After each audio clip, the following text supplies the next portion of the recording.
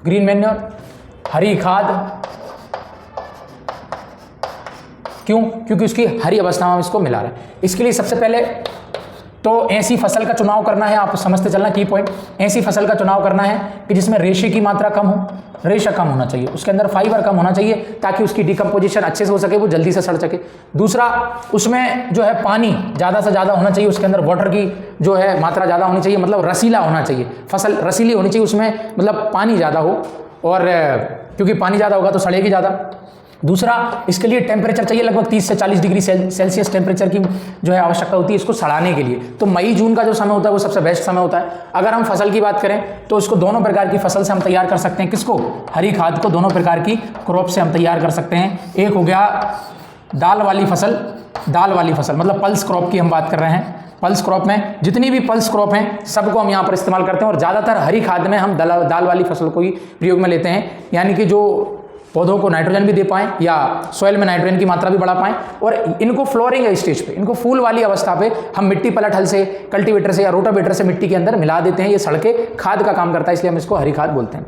आप इसमें गेहूं का प्रयोग कर सकते हैं, जई का प्रयोग कर सकते हैं। मेनली गेहूं का प्रयोग इसलिए नहीं करते क्योंकि इसको खाना भोजन के तौर पे, फूड के तौर पे हम अनाज उगाते हैं, इसलिए गेहूं का प्रयोग हम नहीं करते, लेकिन जई प्रयोग हम कर सकते हैं। जई का प्रयोग कर सकते हैं, ज्वार का प्रयोग कर सकते हैं, बाजरा का प्रयोग आप कर सकते हैं, इनका प्रयोग आप कर सकते हैं। मतलब ऐसी जो अनाज वाली फसलें हैं जिनको आप चारे के लिए उगा रहे हो, उनको भी आप हरी खाद के लिए प्रयोग में कर सकते हो। हरी खाद को बनाने की दो विधियां होती हैं, एक होती है इन सिटू मेथड, एक होती है एक्स सिटू मेथड।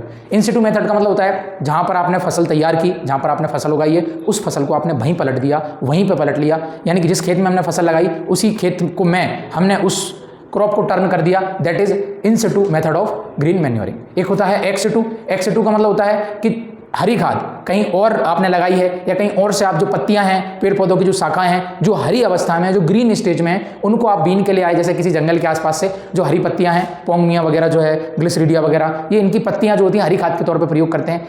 इनको आप किसी जंगल से बाहर से इकट्ठा करके ले आए और अपने खेत में लाके आपने डाल दिया। मतलब ये जो पौधे थे वो कहीं और उग रहे थे, लेकिन मिलाया आपने कहीं और है, इसको हम बोलते हैं एक्स सिटू, हम इसको कहते हैं। दोनों प्रकार से तैयार करते हैं। दाल वाली फसल का प्रयोग ज़्यादा करते हैं, बरसीम का प्रयोग कर सकते हैं हम इसमें, हम ढैंचा, सनई इनका प्रयोग करते हैं। तो एग्जाम्पल आप लिख सकते हैं, जैसे एग्जाम्पल में मैं बात करूं तो सनई जिसको सन हेम्प के नाम से जानते हैं, सन हेम्प। फिर उसके बाद बात करें ढैंचा।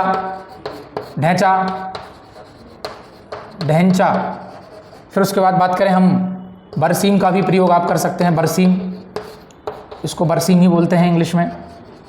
फिर उसके बाद आप मूंग का प्रयोग कर सकते हैं इसमें, मूंग या मूंग बीन हम इसको कहते हैं, मूंग बीन या मूंग भी हम इसको कहते हैं, मूंग। फिर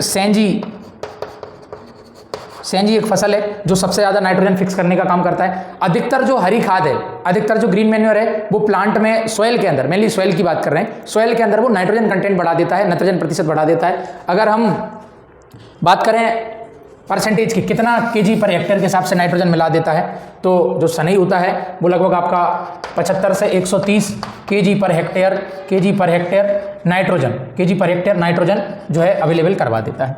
ढैंचा की बात करेंगे तो 130 से 175 के आसपास ये नाइट्रोजन उपलब्ध कराता है, और सेंजी जो है वो सबसे ज़्यादा नाइट्रोजन उपलब्ध कराती है, 120 से 200 केजी पर हेक्टेयर नाइट्रोजन ये है उपलब्ध कराती है।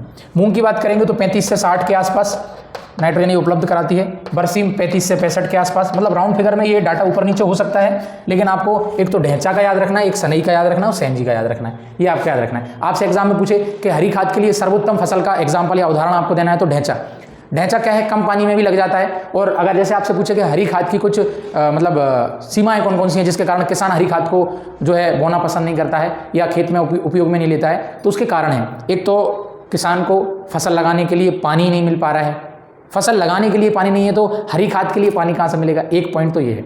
दूसरा, इनको सड़ाने के लिए टेम्परेचर ज़्यादा चाहिए। दूसरा, ऐसी फसल को लगाना है जिसके अंदर पानी ज़्यादा हो, तो वो चुनाव किसान नहीं कर पाता। दूसरा, हमारे यहाँ जो भारत में जो क्लाइमेटिक कंडीशन है वो उतनी फिक्स नहीं रहती है, वो बदलती रहती है, घटती बढ़ती रहती है, उसके कारण किसान इसको एक बड़ा जोखिम समझता है। लेकिन लगाना चाहिए क्योंकि ये पौधे जब सड़ेंगे तो खाद का काम करेंगे, तो जो आगे आने वाली जो फसलें हैं उनको फ़ायदा मिलेगा।